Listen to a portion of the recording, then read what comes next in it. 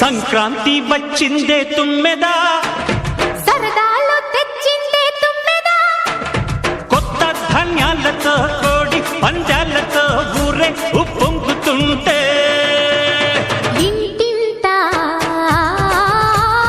పేరంటం, ఊరంతా ఉల్లాసం. కొత్త అల్లుళ్లతో కొంటే మరదళ్లతో పొంగే హేమంత సిరులు.